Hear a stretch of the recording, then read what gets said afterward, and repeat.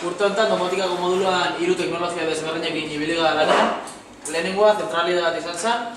Zentralidade honetan gauza desberdinak konektatu dira.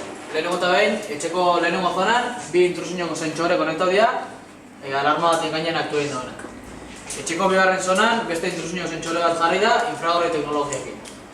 Honek desektibaiteko kodigo bat erabili dira.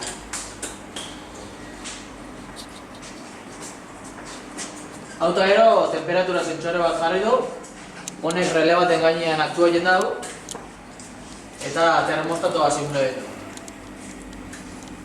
Gero sukaldian, zuan detektore bat konektatu du, alarma bat aktibo egin duena, eta inundazio sentsore gabe bai, eta honek autobalbula bat aktibo egin du.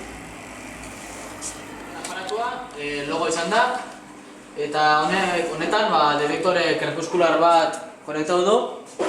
Honek pertsiana baten eragiten dau, eta eguneko iluntasuna edo argitasunan arabera igo eta baja egiten da.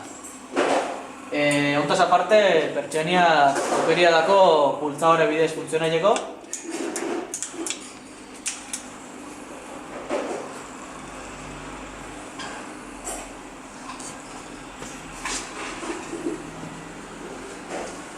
Eta hauta gero, ur pompa bat bete konektatu du logora, esaten zuen sentsore batekin, eta honek erregatze sistema bat simulatzen dau, eta honi be logo programa bat hartu zeu funtzionatzeko.